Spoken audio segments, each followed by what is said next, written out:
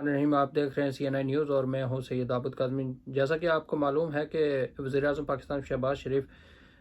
कल से लंदन आए हुए हैं और आज सुबह उनकी मुलाकात हुई है मियां नवाज शरीफ से, अपने भाई से, जो पाकिस्तान से यहाँ आए थे इलाज की गर्ज से। उनसे मुलाकात उन्होंने की है और आप इस पिक्चर में देख सकते हैं कि उन्होंने किस अंदाज में, किस तरीके से बगल गिर हुए हैं उनके साथ और किस तरह मिले हैं। और आपको याद रहे कि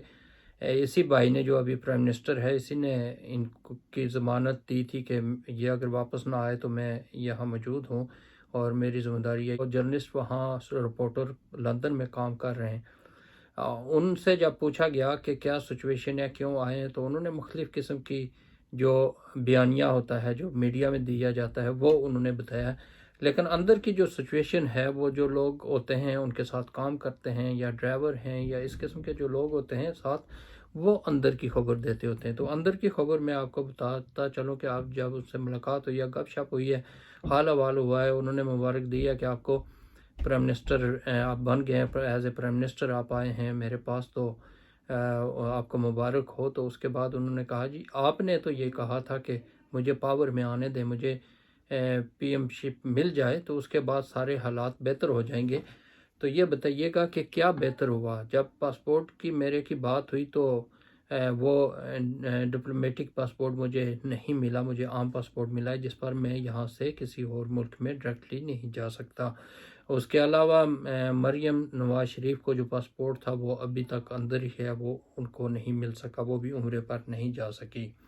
उसके अलावा जितने भी मेरे चाहने वाले हैं और मेरे साथ जो करीबी जिनका तल्लक है, उनको कहीं आपने एडजस्ट नहीं किया। क्योंकि आपको ये बताता चलूँ कि 2-3 दिन से जो साबिक वज़ीर आज़म थे पाकिस्तान के, जनाब शाहिद खाकान अब्बासी, वो यहाँ लंदन में नवाज शरीफ साहब के साथ रहे और सारी सूरत हाल से जो कुछ एस्टेब्लिशमेंट के साथ और PM शहबाज शरीफ के दरमियान बातें होती रही, वो तमाम बातों से उन्होंने अच्छे तरीके से ब्रीफ़ किया मियां नवाज शरीफ को। और उसके बाद ही उन्होंने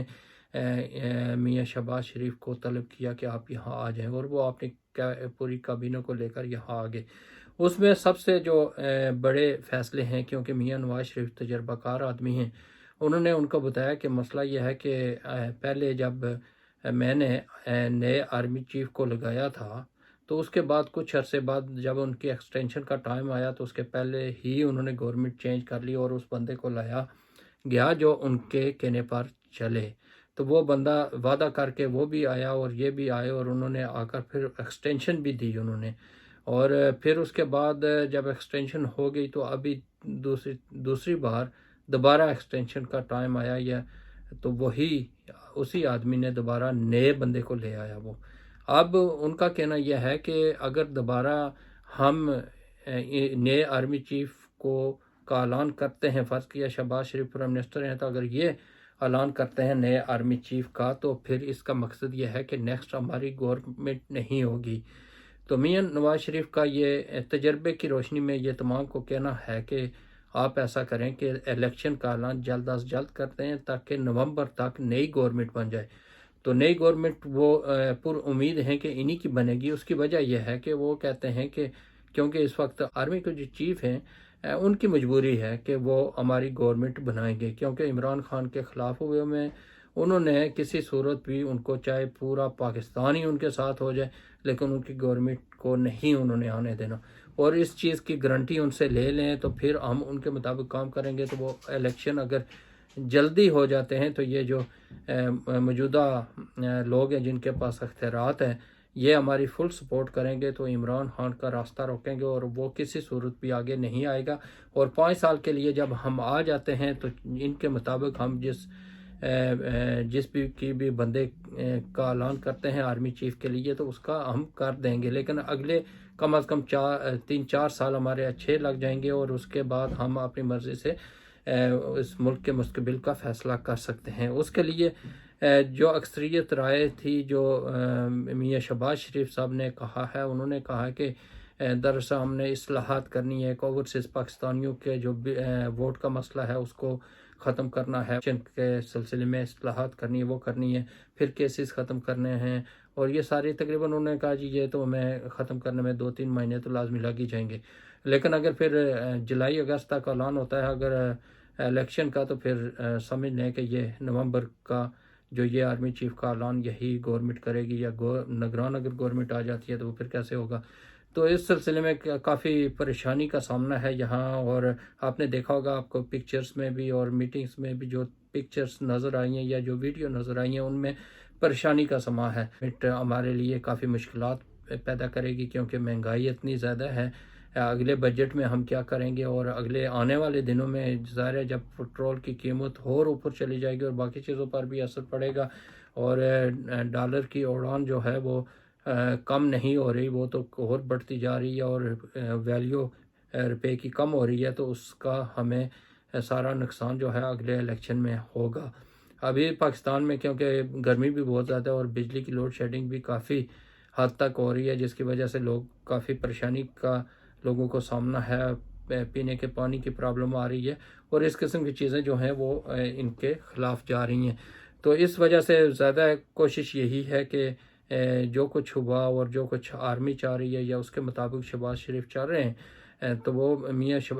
نواز شریف صاحب کہہ رہے ہیں کہ ایسا نہ کریں، آپ کو اگر وزارت عظمیٰ ملی ہے تو میرے سٹینڈ لینے کی وجہ سے ملی ہے، اگر ہم اکٹھے ہیں تو سارا کچھ ہوا ہے، اگر ہم علیحدہ ہو جاتے ہیں، 2 گروپ بن جاتے ہیں، نون اور شین بن جاتے ہیں،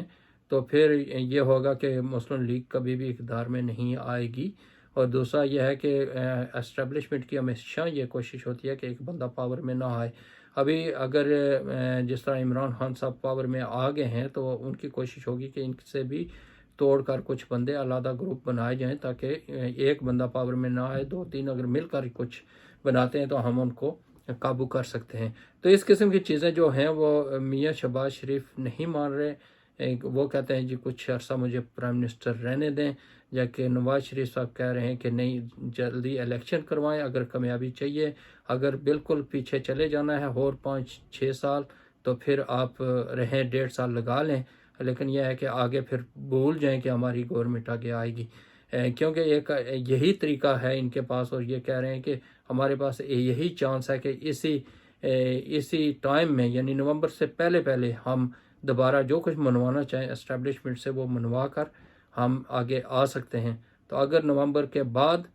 ہم الیکشن میں جاتے ہیں تو پھر گارنٹی نہیں ہے کہ اسٹیبلشمنٹ ہمارا ساتھ دے گی، کیونکہ ان کو پھر ضرورت نہیں ہوگی